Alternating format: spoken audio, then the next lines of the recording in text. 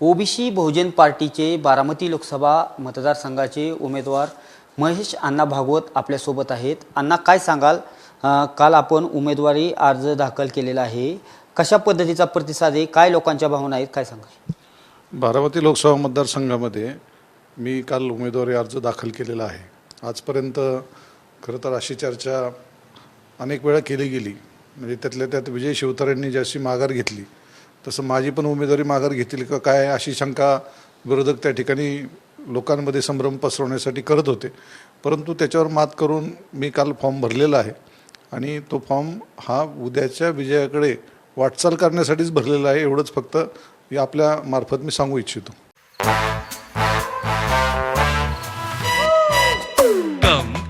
Come, my love, please don't say no, baby. Come, my love. V Guard के air coolers extra large cooling pads के साथ जो अच्छों को ठंडा करे. V Guard air coolers, long lasting cooling. अण्णा, आपण उमेदवारी अर्ज दाखल केलेल्या निवडणूक लढवण्याचं आता एकंदरीत फिक्स झालेलं आहे. काय नक्की येणाऱ्या काळात बारामती लोकसभा मतदारसंघातल्या काय अडचणी आहेत आणि कशा पद्धतीने आपला जाहीरनामा असणार आहे, त्या अडचणी सोडवण्यासाठी कशा पद्धतीने आपण येणाऱ्या काळात प्रयत्न करणार, काय लोकांसमोर कोणते मुद्दे घेऊन आपण लोकांसमोर जाणार? मी गेली 35 वर्ष राजकीय वातावरणात या ठिकाणी आहे आणि मी बारामती तालुका असेल, इंदापूर असेल, पुरंदर असेल, कायम निवडणूक आल्यानंतर एक प्रश्नावर कायम चर्चा होते, ते म्हणजे दुष्काळ. म्हणजे दुष्काळ आमच्या 5वीलाच पुजलेला आहे अशी ती परिस्थिती आहे.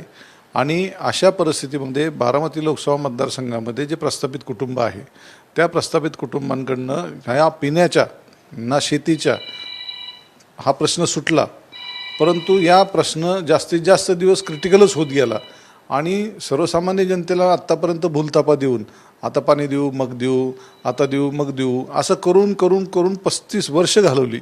आणि आता जनता ही प्रचंड याच्यावर त्रासलेली आहे, त्रागलेली आहे, संतापलेली आहे, चिडलेली आहे.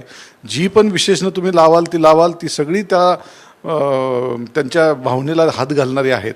आणि उद्याची निवडणूक ही दुष्काळाच्या प्रश्नावर किमान ह्या 4 तालुक्यामध्ये लढली जाणार आहे. पुरंदर असेल, इंदापूर असेल, दौंड असेल, बारामती असेल, या 4ही तालुक्यामध्ये प्रचंड असंतोष हा पाण्याच्या बाबतीत त्या ठिकाणी आहे.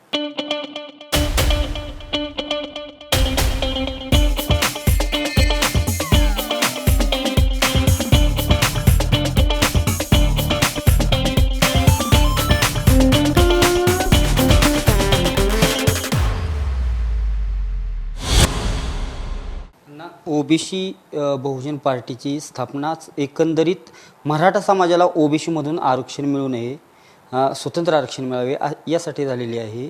तर एकंदरीत आत्ता आपण फिरत आहात, लोकांसमोर जातात, कशा पद्धतीने पाहता या मुद्द्याकडे?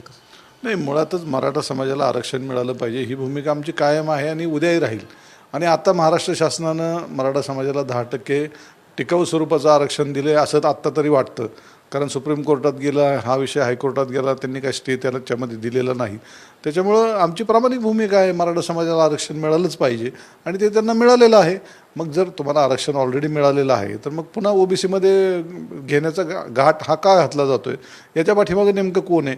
त्याच्यामुळं ज्या पद्धतीनं चुकीचं राजकारण याच्या पाठीमागं खेळलं गेलं आणि कारण नसताना ओबीसी नेत्यांना असेल, ओबीसी समाजाला असेल, वेठीला धरून जर हा प्रश्न चिघळत ठेवायचा असेल तर मला असं वाटतं की त्याच्या पाठीमागं नक्कीच राजकारण आहे.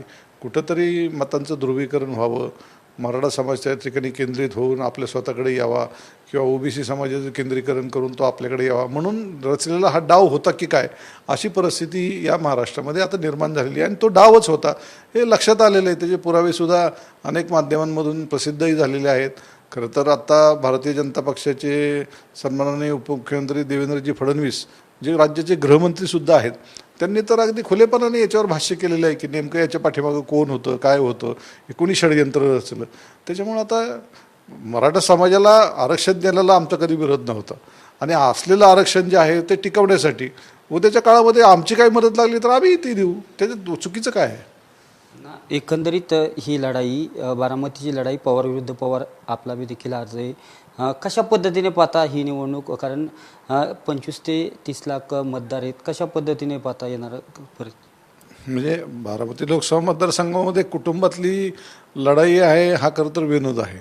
कारण काल परवा उपमुख्यमंत्री अजितदादा त्या ठिकाणी म्हणाले होते की माझ्या पसंतीचा खासदार द्या, मी ही कामं करतो. मग गेली 15 वर्षे या बारामती लोकसभा मतदारसंघामध्ये नेमकं कुणाला निवडून तुम्ही देत होता? कुणाला निवडून आणण्यासाठी त्या ठिकाणी लोकांना दमदाटी करत होता? कुणाला निवडून आणण्यासाठी प्रशासनाचा गैरवापर करत होता? ही सगळी प्रक्रिया लोकांनी जवळून बघितलेली आहे ना.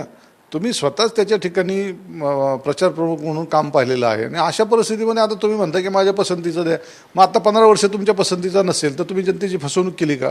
हाही प्रश्न त्या ठिकाणी विचारला गेला पाहिजे ना. प्रचारात अनेक पक्षांचे नेते सध्या जाहीर सभा होत आहेत. आपले ओबीसी बहुजन पार्टीचे असे कोणते नेते उपस्थित राहणार की आपल्या जाहीर सभा होणार आहेत आणि त्या सर्वांगीण मतदारसंघात असणार आहेत?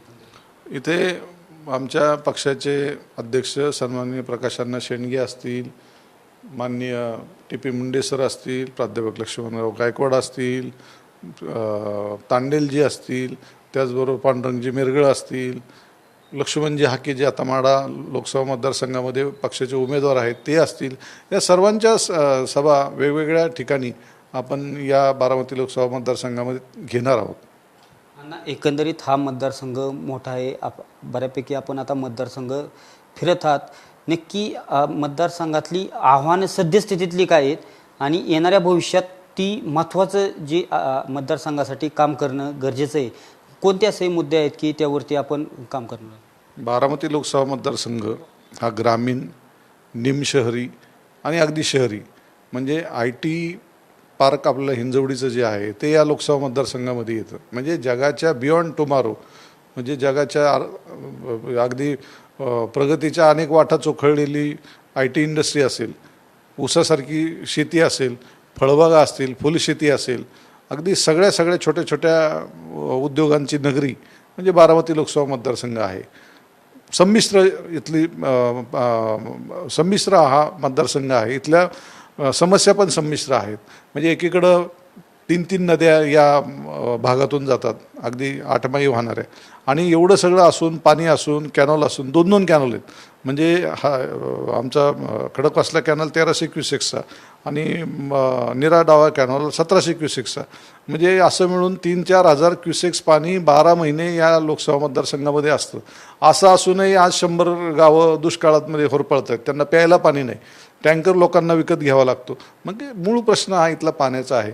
पुढचा प्रश्न असेल तो रोजगाराचा पण असेल, कारण निमशहरी हा आणि शहरी मतदारसंघ आहे, त्यामुळे खूप मोठ्या प्रमाणावर लोकसंख्येचे प्रश्न त्या ठिकाणी आहेत. नागरीकरणाच्या समस्या आहेत. PMRDA जी नव्याने त्या ठिकाणी निर्माण केली त्याच्या माध्यमातून लोकांची जी छळवणूक त्या ठिकाणी मांडलेली आहे ती जर लक्षात घेतली तर कारण नसताना एखादं संकट निसर्गनिर्मित एक वेळ आपण ॲक्सेप्ट करू, पण मानवनिर्मित संकट कसं असावं त्याचं सर्वात उत्तम उदाहरण म्हणजे PMRDA. म्हणजे ते नेमकं नियोजनासाठी आहे का लोकांची अडवणूक करण्यासाठी आहे, त्याचाही एकदा नीटपणे विचार करावा लागेल. पुणे शहराचा रिंग रोडचा विषय असेल, पुणे शहराचा पिण्याच्या पाण्याचा प्रश्न असेल, जी आत्ता गावं सामील झालेली आहेत, म्हणजे अगदी नरे आंबेगावपासून ते पार दाहेरी, वडगाव, शेरी या वडगाव बुद्रुक ह्या सगळ्या परिसरामध्ये आत्ता टँकर पिण्याचं पाण्यासाठी टँकर चालू आहेत. म्हणजे डोक्यावर धरण आहे खडकवासल्याचं, इकडे शेजारी वीरचं धरण आहे, कॅनॉलमधून जातोय आणि प्यायला पाणी नाही. म्हणजे इतकी दुरावस्था. म्हणजे खरं तर अगदी नियोजनाचा प्रचंड अभाव आहे. नागरीकरणाच्या ज्या समस्या आहेत, ट्रॅफिकच्या समस्या आहेत. फक्त चांदणी चौकांचे सेल्फी पॉईंट झाला आहे. म्हणजे सध्याचे विद्यमान खासदारांचा सेल्फी पॉईंट कुठं असेल, उठायचं सुटायचं त्या चांदणी चौकात जायचं आणि त्याचा सेल्फी पॉईंट घ्यायचा. म्हणजे अशा पद्धतीनं सर्वसामान्य मूलभूत प्रश्नांकडे दुर्लक्ष आणि उगाच चमकोगिरी करायची आणि आपण उगाच काहीतरी लोकांच्या प्रश्नांना खूप छानपणे हात घालतोय हे दाखवायचं. आता खरं तर पालकमंत्री त्यांच्याकडे, उपमुख्यमंत्रीपद त्यांच्याकडे, अर्थमंत्रीपद त्यांच्याकडे, देशाची सत्ताही त्यांच्याकडेच होती, उपमुख्यमंत्रीपदही त्यांच्याकडेच होतं. पण प्रश्न तसेच आहेत. म्हणजे सत्तेमुळं प्रश्न सुटतात असा जो काही गैरसमज लोकांच्या मनामध्ये होता ते काढण्याचाच कार्यक्रम या प्रस्तावित कुटुंबाकडून झालेला आहे. त्यामुळं आता लोकांना यांच्या सत्तेशी पण काही देणं घेणं नाही आणि यांचं लवाडाचं आवतनं आता जेवल्याशिवाय काही खरं नाही हे मानण्यापर्यंत बारामती लोकसभा मतदारसंघातली जनता त्या ठिकाणी आलेला आहे. पुरंदरचा विमानतळाचा प्रश्न असेल, कारण नसताना भिजवत ठेवला आहे. काय मी तुम्हाला सांगतो, त्याच्यानंतर 28 विमानतळं देशामध्ये झाली आणि पुरंदरचं विमानतळ होत नाही. याच्या पाठीमागे नेमकं काय कारण आहे हे सुद्धा शोधण्याची त्या ठिकाणी आता वेळ आलेली आहे. बरं, हा झाला इतर प्रश्न. आमचा रेल्वेचा प्रश्न. रेल्वेचा आत्ता कुठंतरी हे शासन बदलल्यानंतर आता पुणे जो विभाग आहे त्या पुणे विभागामध्ये त्याचा समावेश झाला.